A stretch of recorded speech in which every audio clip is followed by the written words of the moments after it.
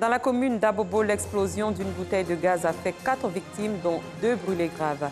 Les manifestants et la police se sont affrontés hier à Bogota, la capitale de la Colombie, lors d'une manifestation contre le président Iván Duque. Bonsoir, merci de suivre le 19h sur RTI 2. Un incident est survenu ce jeudi au quartier d'Okui dans la commune d'Abobo. Une bouteille de gaz a explosé au sein d'un ménage, bilan 4 personnes blessées, dont 2 gravement brûlées. Joël Gosset revient sur les circonstances de ce drame.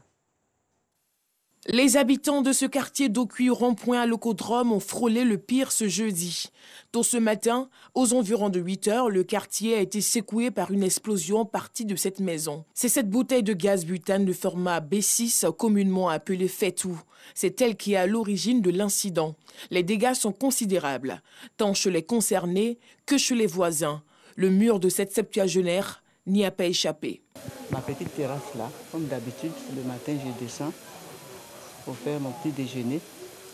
Donc j'ai mis mon eau au feu et j'ai même commencé à nettoyer un peu la devanture.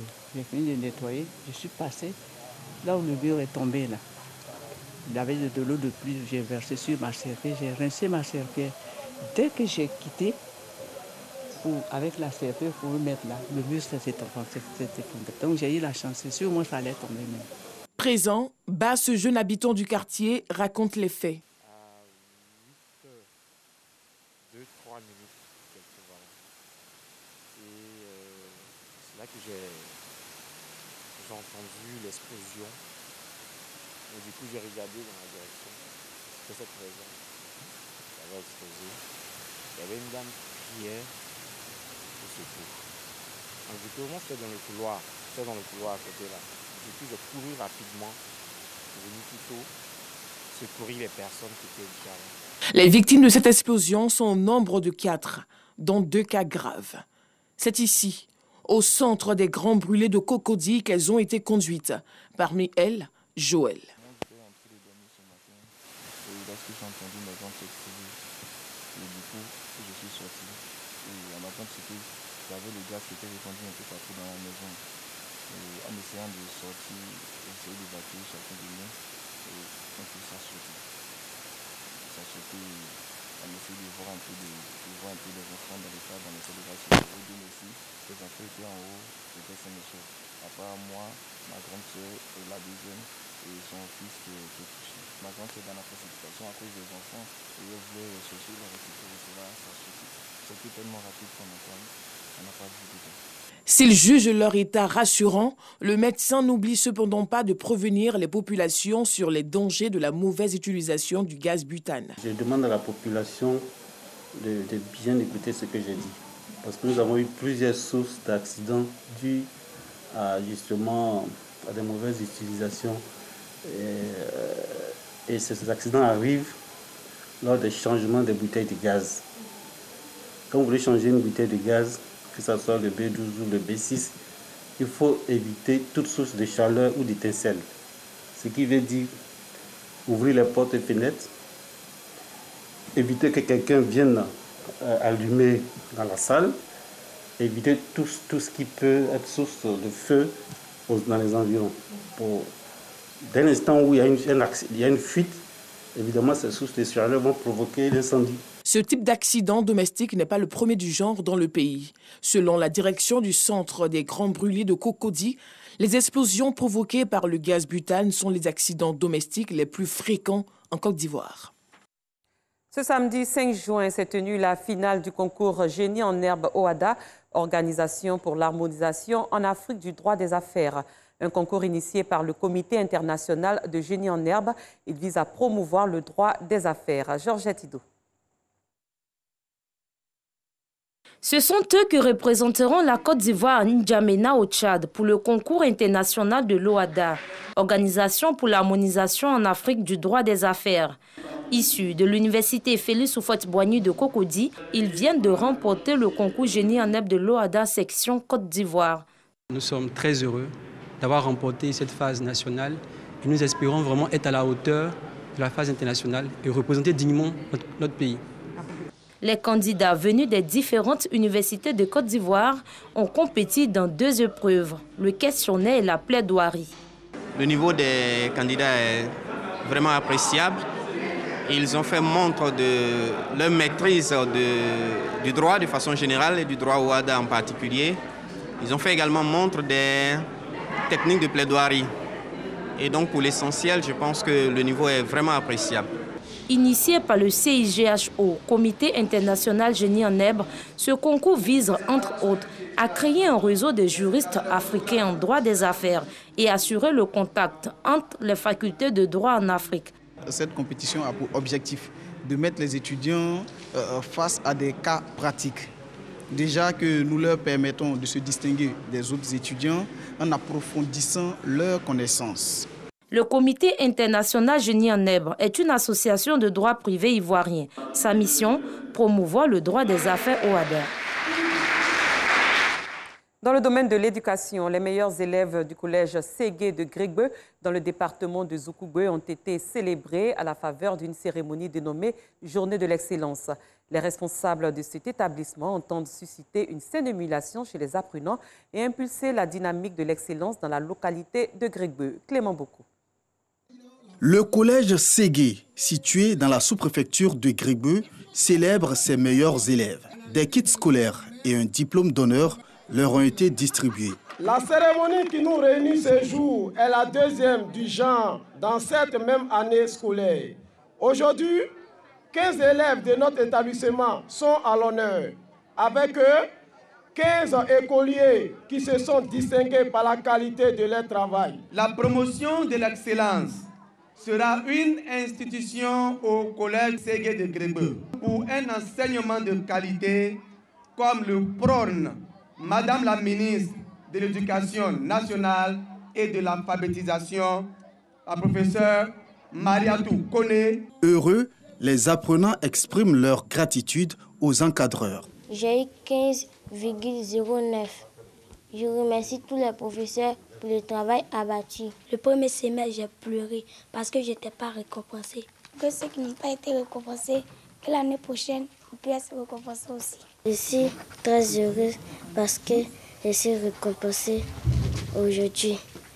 Et aussi, mes parents sont très fiers de moi. Dans la sous-préfecture de Grébeu, plusieurs enfants sont obligés de parcourir de longues distances pour se rendre à l'école. Ce collège de proximité vient apporter un soulagement aux parents pour résoudre cette problématique. Oumar Silué, chef de circonscription préscolaire et primaire de Zoukoubé, tout en encourageant ses apprenants distingués, n'a pas manqué de féliciter les responsables de l'établissement à persévérer dans cette voie. En fonction de la distance, les enfants deviennent plus ou moins compétents, intelligents, parce qu'ils ne vont pas loin. Ils sont dans l'enceinte familiale où ils ont le temps d'étudier, où ils ne parcourent pas de grandes distances pour arriver tard à la maison, où les parents s'inquiètent toujours, est-ce que l'enfant est en route, où est-il passé? Et donc, quand on a un collège de proximité qui fait la promotion de l'excellence, moi je pense que les parents doivent y songer pour vraiment une bonne éducation, une meilleure éducation de leurs enfants. Des poèmes et des sketchs des élèves ont apporté un cachet festif à cette journée de l'excellence à Grébeu. Un mot de religion en direction la ville de Beaunois, où a eu lieu la clôture des activités du sous-comité de l'Association des élèves et étudiants musulmans de Côte d'Ivoire, AMC. D'importantes résolutions ont été prises, on en sait plus avec Bintou Pekeli. Le rôle de la jeunesse musulmane dans le développement et l'émergence de l'islam. C'est autour de ce thème que la cérémonie de clôture des activités du sous-comité AEMC de Beaunois s'est déroulée. Imam Togola Mohamed, conférencier du jour, invite les élèves à la recherche de l'excellence. Si vous voulez militer réellement dans cette association, cela nécessite forcément que vous excellez depuis dans les lycées. Lorsqu'on dresse les meilleurs élèves dans les différentes classes, il faut que ces meilleurs élèves-là soient tirés dans vous, vos bureaux, dans vous, vos groupements. Ces perturbations dans le milieu scolaire qui n'ont pas de raison d'être, ne vous sentez pas là-bas. Ça me serait utile, ça serait utile aussi à mes petits frères et à mes sœurs de devenir un grand modèle dans la société et dans l'islam. Grâce à l'islam, j'ai pu connaître un peu la notion de la vie et en fonction de ça, je saurais comment m'orienter vers la vie. Donc nous les jeunes d'aujourd'hui, on doit combattre pour l'islam, on doit faire toutes les possibilités pour que l'islam évolue dans le monde. Cette cérémonie marque la fin des activités menées au cours de l'année scolaire 2020-2021. Occasion pour le représentant du directeur général de la RTI, parrain de la cérémonie, d'appeler les membres du sous-comité AEMC de Beaunois d'être à l'image de leur parrain Dambélé Fosséni, un modèle de réussite. Vraiment, on demande à ces jeunes-là de copier l'exemple du parrain. Je peux dire que c'est eux qui ont été le ciment même de l'AEMC en Côte d'Ivoire et qu'aujourd'hui sont les cadres du pays. Donc ils exhortent à leurs jeunes frères de travailler, d'être assidus et rien que le travail.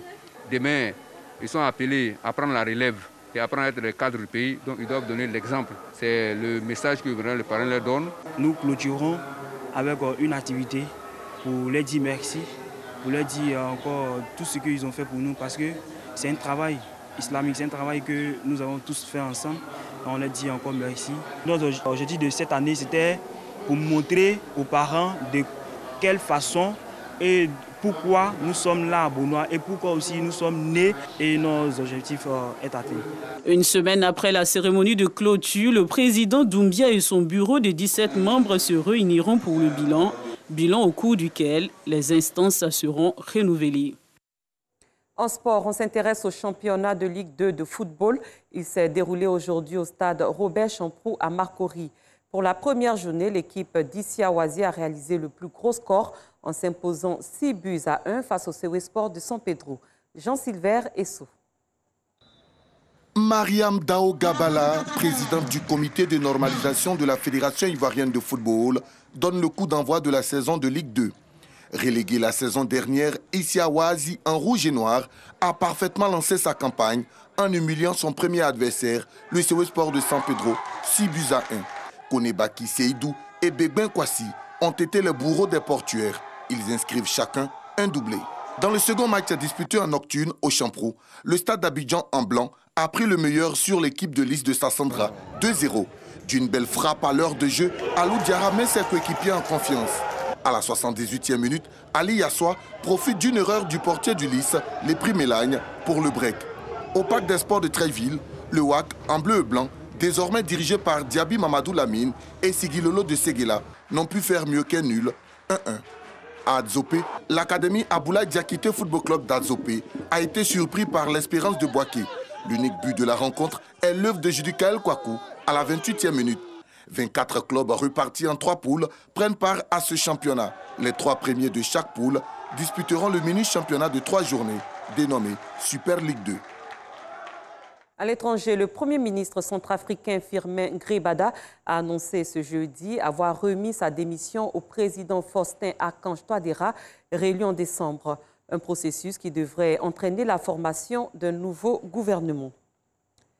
La justice française a condamné aujourd'hui à 18 mois de prison, dont 14 mois avec sursis, avec mandat de dépôt, l'homme qui a asséné une gifle au président Emmanuel Macron mardi dernier lors d'un déplacement dans le sud-est de la France.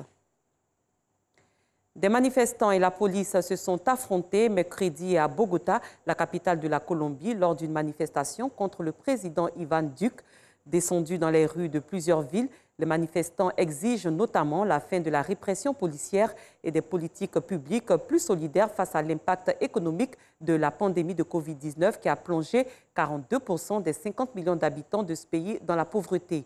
Près de 2400 civils et policiers ont par ailleurs été blessés en près d'1 mois et demi de protestation. Fin de cette édition. Merci de l'avoir suivi. Très bonne soirée. À demain, même heure.